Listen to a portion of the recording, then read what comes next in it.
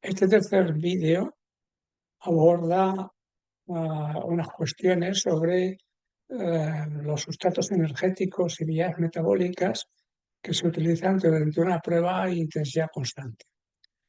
Entonces, la pregunta o la cuestión, como pone ahí a debatir y a resolver, es la siguiente. De las tres combustibles, carbohidratos, lípidos y proteínas, ¿cuál y por qué parece más fácil para obtener energía durante esta fase estable de 30 minutos, considerando desde el momento del comienzo de la estabilidad del VO2 indicado por la flecha? Bien, pues procedemos como hemos hecho en los vídeos anteriores sobre estas cuestiones prácticas. Primero, ¿dónde puedo obtener la información para contestar a la cuestión? Lo primero, pues como siempre, el conocimiento propio que tenga la persona sobre el metabolismo. Y lo segundo, revisar presentaciones o vídeos anteriores que nos pueden servir de apoyo. Las 5 primeras diapositivas del metabolismo 1 en el modo de exposición. El metabolismo 5, donde se hace, digamos, alusión o se analiza el entrenamiento continuo e intensidad constante. Por supuesto, la glicólisis, que es fundamental. Y luego, bueno, secundariamente, los umbrales aeróbico y anaeróbico, fundamentalmente las 3 o 4 primeras diapositivas.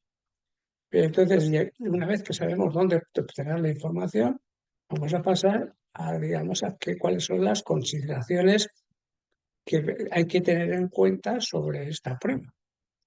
Primero, la prueba está realizada en la bicicleta del ciclista y desarrollando mediante el sistema ese que se llama SRM, que es un sistema que permite, digamos, pues con un rodillo generar potencia. El protocolo era el siguiente: 1 minuto de reposo, 4 minutos de calentamiento, incrementando la intensidad hasta alcanzar la carga que debería realizar en fase estable. Y a partir de ese momento, durante 30 minutos, a cadencia de pedaleo constante, manteniendo la carga indicada en la pantalla del SMR. La carga se estableció en el punto medio entre los umbrales ventilatorios 1 y 2, que previamente se habían establecido en una prueba máxima unos días antes. Y bueno, y por supuesto el registro de las variables ergospirométricas mediante un analizador de volumen y composición del gas expirado. Bien, entonces utilizamos lo mismo que hemos hecho hasta ahora, este esquema tan simple en el cual pues se muestran la obtención de energía a partir de los ácidos grasos, a partir de la glucosa y a partir de los aminoácidos. Bien, a diferencia de las anteriores, digamos, cuestiones, podemos decir que no se utilizan las grasas porque el cociente respiratorio, si lo vemos aquí en esta gráfica, es decir, la línea roja, que es el CO2, y la línea negra, que es el O2, prácticamente están iguales, están sobreexpuestas una sobre la otra. Luego, entonces significa que el cociente respiratorio está próximo a la unidad. Si está próxima a la unidad, pues, o en la unidad, pues quiere decir que no se utilizan las grasas en principio. Los aminoácidos. Se puede utilizar el catabolismo de los aminoácidos para mantener dos cosas básicas, que son la glucemia y el equilibrio ácido-base. Que bueno, esto se discutirá en otro documento diferente, ¿eh? Pero lo dejamos, por lo tanto, en suspenso la utilización del catabolismo de los aminoácidos para sostener estas dos grandes variables, la glucemia y el estado ácido-base. Pues una vez que ya sabemos las condiciones del ejercicio, que sabemos, digamos, que prácticamente la utilización es de la glucólisis, tanto desde el primer instante donde se produce, como ya hemos dicho, la fase estable, no antes, sino desde el momento en que se produce, pues entonces se activa la glucólisis.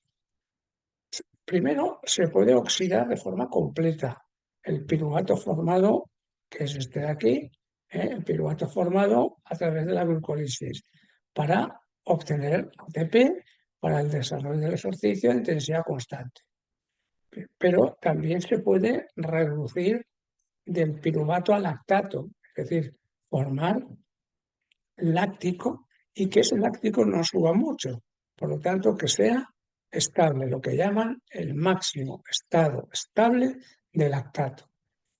Y, por supuesto, para que este proceso, para que esta concentración sea estable, tiene que haber digamos, un equilibrio entre producción y aclaramiento del lactato. Por lo tanto, es la glucólisis la principal vía energética para este tipo de esfuerzos a esta intensidad. Por lo tanto, la glucosa para generar glucólisis proviene del glucógeno, que es una molécula compleja de N moléculas de glucógeno, pueden contener pues unas 100.000 moléculas de glucosa. Por tanto, una consideración, una cantidad bastante elevada. Por tanto, en resumen, este sujeto desarrolla su ejercicio en fase estable a través de la glucólisis, de las cuales parte del piruvato, o la mayor parte, pues hasta la flecha está más gruesa, se oxida y obtiene energía. Y una parte se reduce de piruvato a lactato y por lo tanto se genera lactato. Pero como el lactato no sube mucho, puesto que el sujeto termina la prueba, pues quiere decir que hay una fase estable entre la producción de lactato y la capacidad de eliminar, aclarar o depurar el lactato para que sea estable. Pero entonces, es bien fácil entender, contestando a la pregunta que se cuestiona al principio, ¿no? Que es lo que no hay que perder de vista, de las tres combustibles, ¿cuál? Pues sería los carbohidratos, ¿no? Le parece más fácil para obtener energía, pues serían los carbohidratos y, considerando que desde el momento, repito, en que se produce la estabilización del consumo de oxígeno, ¿vamos? Y de la eliminación de CO2. Está claro, ¿no? Pero entonces, ya he dicho desde el principio que yo me voy a apoyar, eh, eh, no apoyar, sino a indagar qué es lo que hace esta herramienta tan extraordinaria que es la inteligencia artificial y a utilizarla.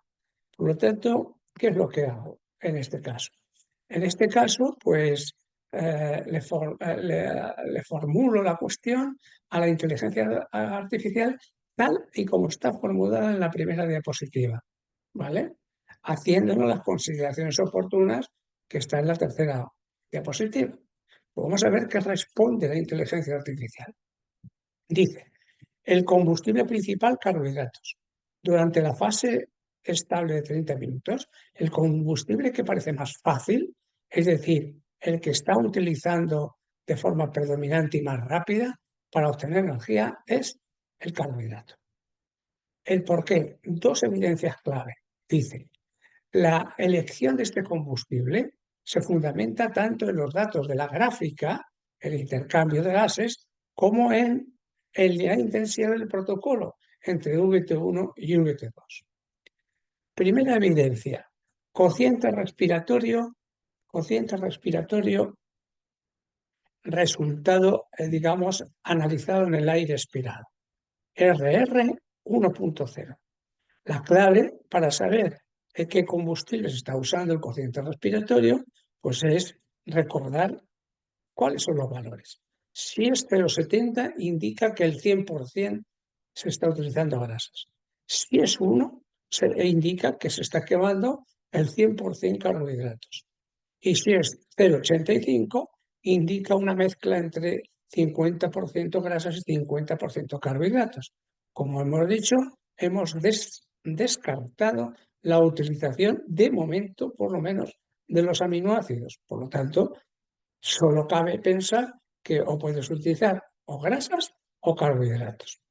Bien, en la gráfica, durante la fase estable, aproximadamente desde el minuto 9:36 en adelante, la línea de consumo de oxígeno, que está, es prácticamente que se sitúa alrededor de 3.700, y la línea que muestra la eliminación de dióxido de carbono, pues también se establece en un valor similar.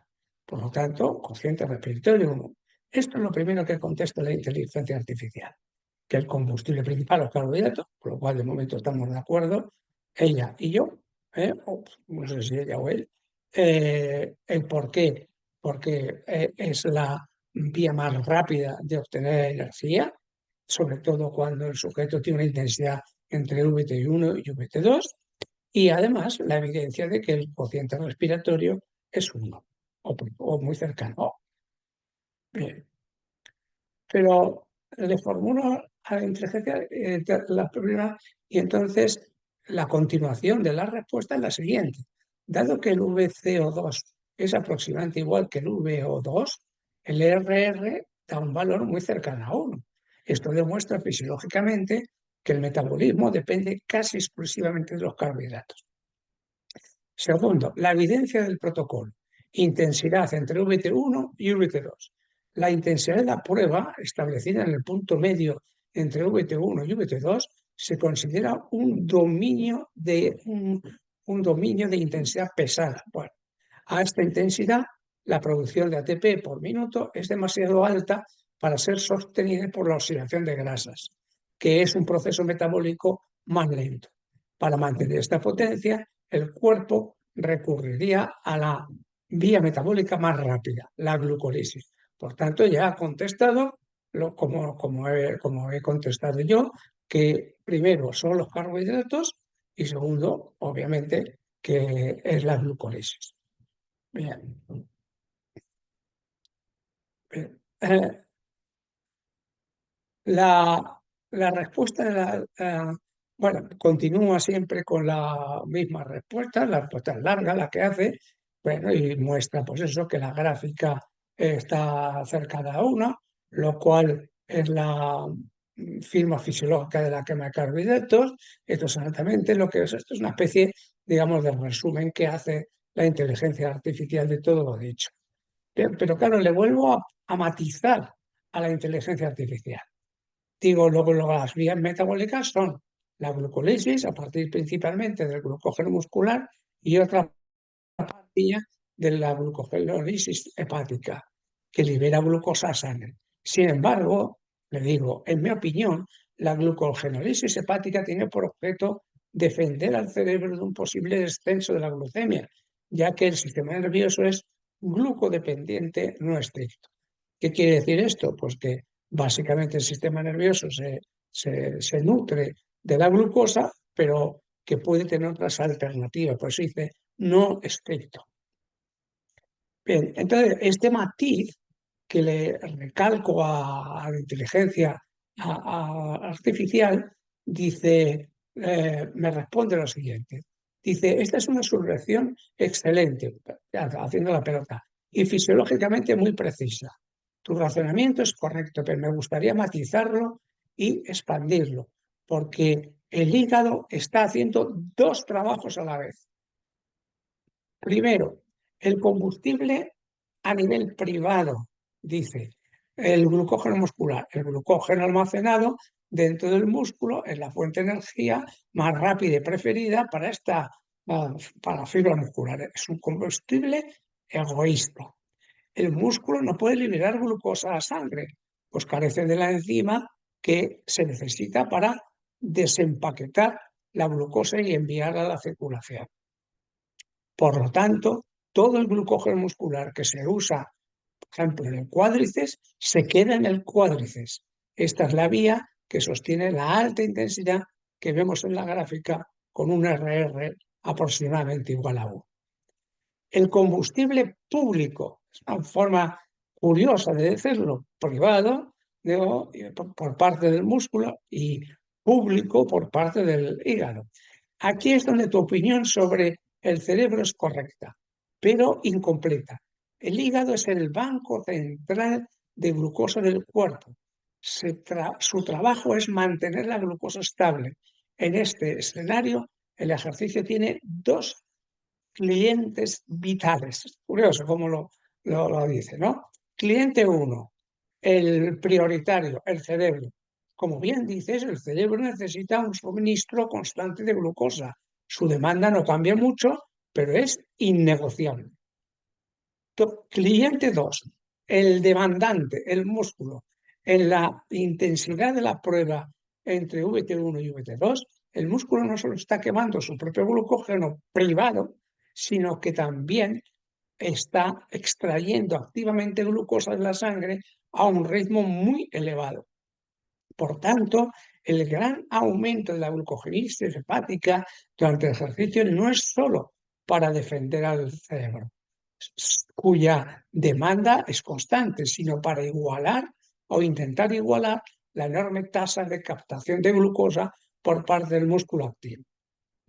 Está bien el matiz que ha hecho a lo que yo les decía que era para defensa del cerebro. Matiza que no solo para defensa del cerebro, sino para nutrir también al músculo. ¿Cuál está? Bien dicho. Bien. Entonces, digamos, continúa y en realidad al final lo que hace es resumir, ¿no? Todo lo dicho. Dice, tienes razón, el hígado defiende al cerebro, pero en el contexto de este ejercicio lo hace principalmente compensando la gigantesca nueva demanda que impone el músculo sobre la glucosa sanguínea. Bien dicho. Sobre tu apunte glucoso dependiente no estricto, dice, ese es un matiz muy importante. Es no estricto, ya lo he dicho, pero lo repite, porque en condiciones de ayuno prolongado o adaptación a dietas, a determinadas dietas cetogénicas, el cerebro puede obtener hasta un 70% de la energía procedente de los cuerpos cetónicos. Sin embargo, en el contexto de esta prueba, una persona viene de comer normalmente y realiza un ejercicio de 30 minutos quemando carbohidratos. El cerebro está funcionando al 100% a base de glucosa. La vía de las cetonas no es relevante en este escenario agudo. En resumen, este es el resumen de lo que yo he propuesto y de lo que ha hecho la inteligencia artificial. Es decir, es bien aportado por parte de la inteligencia artificial, aunque indique pues realmente lo que yo he señalado, no hace más que, digamos, ponerlo de otra manera, ¿no? Además, luego, pues la reflexión, digamos, que hace al final del comentario me sugiere la siguiente cuestión, que es curioso. Es decir, dado que en esta prueba de 30 minutos el glucógeno muscular y hepático son los protagonistas, ¿qué crees que pasaría en las gráficas de VO2 y VCO2 si el atleta intenta mantener esa misma intensidad no durante 30, sino durante 90 minutos? Bien, es decir, es un reto intelectual que ya tenía pensado acometer en la próxima cuestión, pero que curiosamente, la inteligencia artificial pues, se ha adelantado a hacerme esa pregunta que yo ya tenía en la cabeza y que es para el siguiente vídeo. Bien, y con esto hemos terminado esta cuestión. Yo la considero interesante, como muchas de las que vamos a ver.